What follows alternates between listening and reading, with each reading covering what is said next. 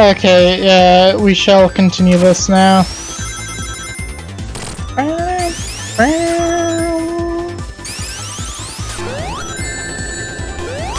Kinda wish that there was like another game like Sonic Advanced with the partner system where certain characters would gain new abilities based off of who you're playing with.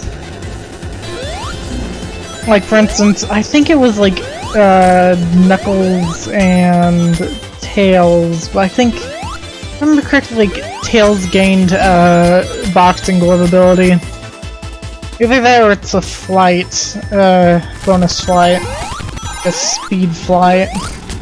I might be thinking of Mega Mix, which, it's a decent possibility, but I've never played Sonic and Mega Mix in my life.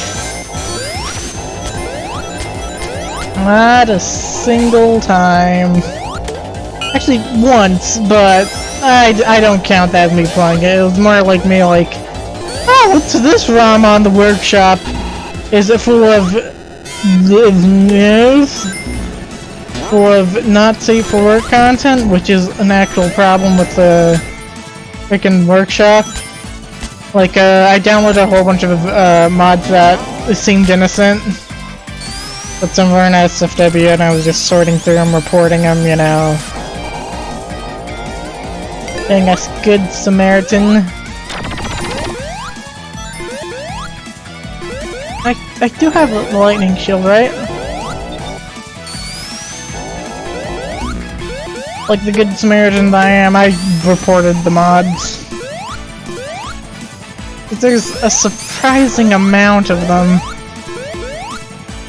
Nowadays, with that workshop, people are just straight up pirating games, which... yikes.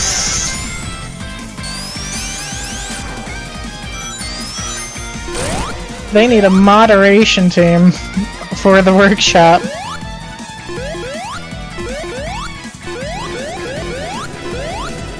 Make sure no one uploads like illegal ROMs. Anyways, let's get through this. Mania.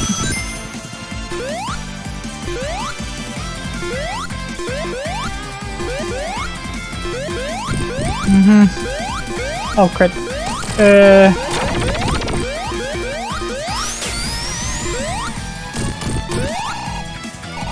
Come on.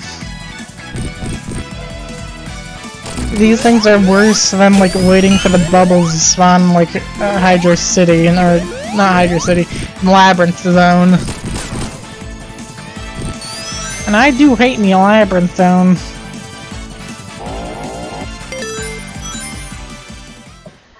Have enough super to probably defeat this boss.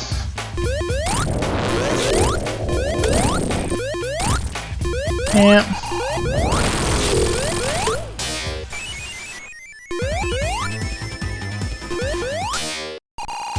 I swear, it's surprising how many people will like mod not safe for work content into random games.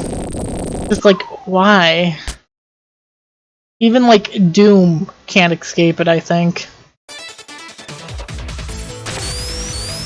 I forgot what it was called, like, what's it called? H-Doom? I only know this because of, like, Cybert's, I forgot what his username is. But it's like the Cybert show or something. He showed off Doom mods, and, well, he censored the last one, which was, I think it was H-Doom. He censored it because of, you know, not safe for work reasons. Not safe for peering eyes. Why Doom of all places?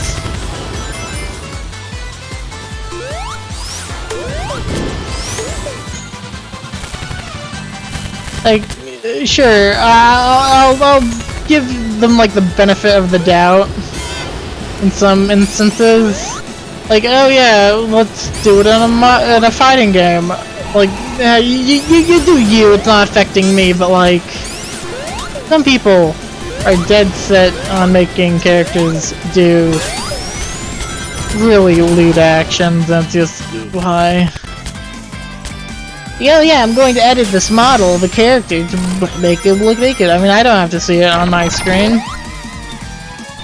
If I have the mod, if I downloaded the mod, then I would see it, but I don't see it personally, so it's not my problem, you know? I understand those weird people, and I'm sorry if you're one of those people, but it's kind of weird. You have to admit it.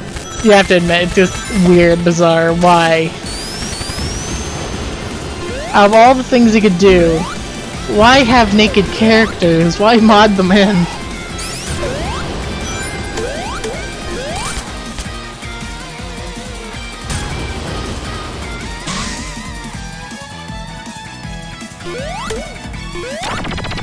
No one wants to see that, or probably a lot of people do, but like, personally, I don't want to see that. That's, no.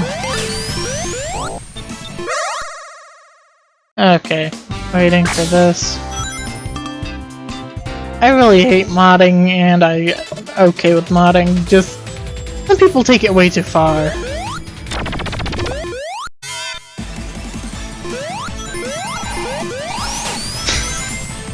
Like, people may joke around being like, oh, Minecraft sex mod. And yeah, that sentence just came out of my mouth. People may joke about that, but that's an actual thing. Badly. And I feel bad for whoever had to program, well, who was willingly programming it. I feel bad for him.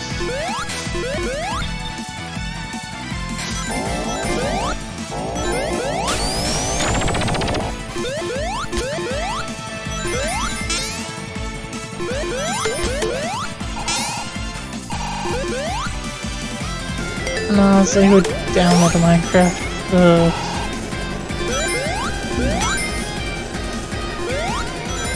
Modding is just... You have good mods, you have bad mods, you have the weird mods. Surprisingly, a lot of weird ones. You have ports, you have a lot of stuff. With a lot of different games. Oh, no. You have different, like, things that people have figured out how to do, and you waste on just modding in tits.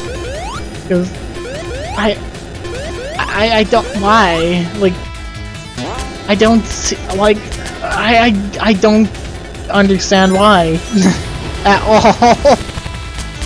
Besides, this came out of, like, nowhere, but just, like, I've been like on the Sega Genesis workshop recently to figure out which mods are there, and I go to like Streets of Rage 2, and yikes. That's all I'm going to say. Yikes.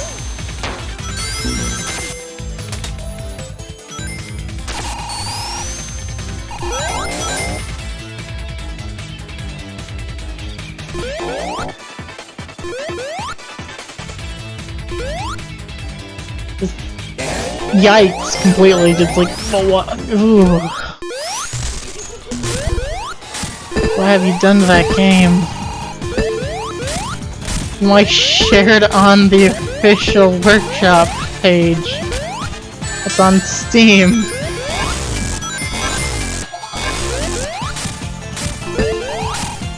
And out of curiosity, I did like test something.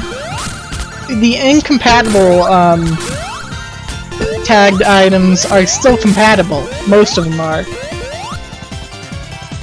And that includes the ones that are breaking TOS. Which is just...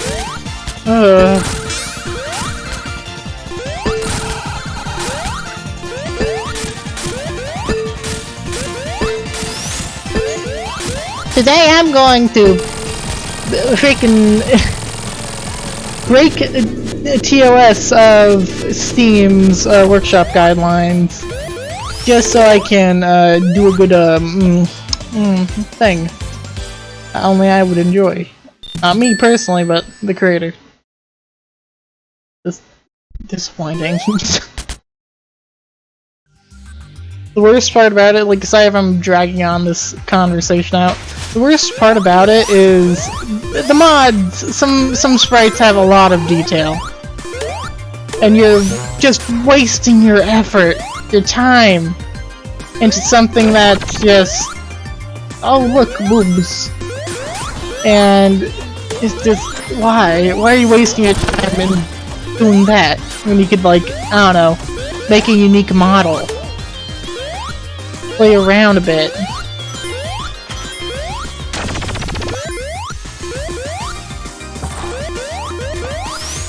How desperate do you have to be?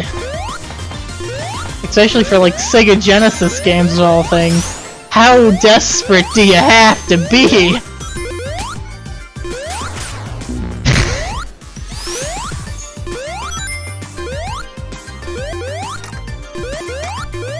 Let's see. My mom blocked out all the naughty sites that I shouldn't be going on type of people. Well, you know, that probably download those sort of mods. Anyways, I'm gonna shut up. Actually, no, one more gripe, again. Why make that when you can make something instructive?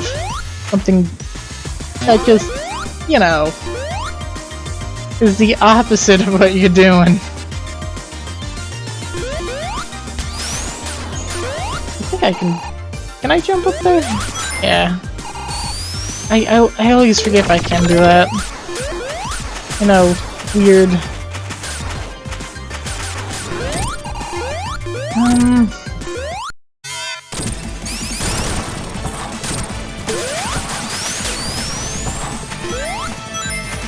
There's a lot of incompatible items on like all the workshop pages that are actually compatible. Fun fact with Steam. Yeah, and I'm just going to quote a mod, Nazi Cock Rocket from Gary's mod. It's incompatible, but you can still download it, and it still works on the workshop. Like, if they're breaking the rules, why not remove the item itself rather than... Flawed. It is flawed. Flawed system Valve has here. Just as flawed as how they count numbers. It goes 1, 2, then back to 1, 2. Oh, and then we put an A in there in our numbers. And I'm poking fun at. There's Half-Life 1, 2, then you have episode 2 for Half-Life.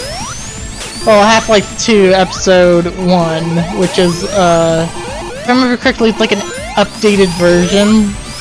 And then you have episode 2, which, you know, is unnecessary. I know people like want a new Half-Life game nowadays. Like a third Half-Life game, but honestly, the amount of stress probably put on Steam employees about that game is just...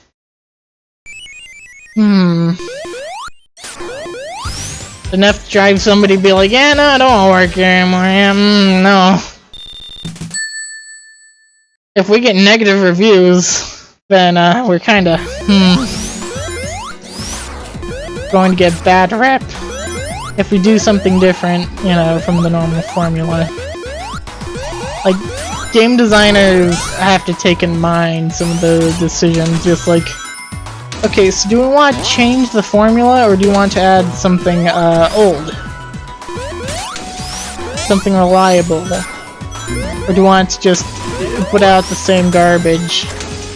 Like, you know, new or old? One could be bad, one could be good.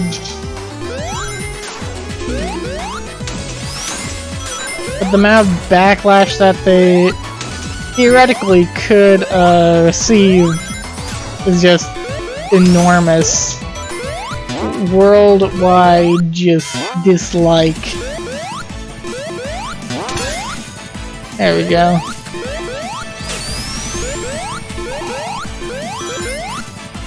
And no wonder why like Valve is dreading the day when they're going to have to make Half-Life 3. Just think of the press.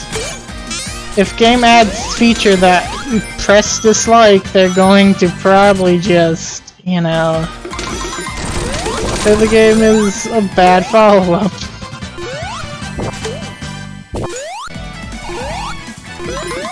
I'm not saying that it's impossible for like a new Half-Life game, but like the amount of development and the advances in like technology, the expectations are like slowly rising. You know, for many players, like oh yeah, we want high definition graphics, we want this, we want that, you know.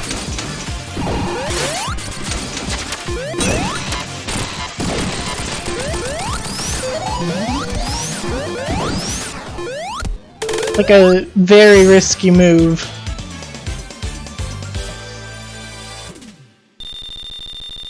Like with most companies, they'll just shift the name or main character if it's a side game testing out new ground. Like Knuckles Chaotix, for example. Yeah.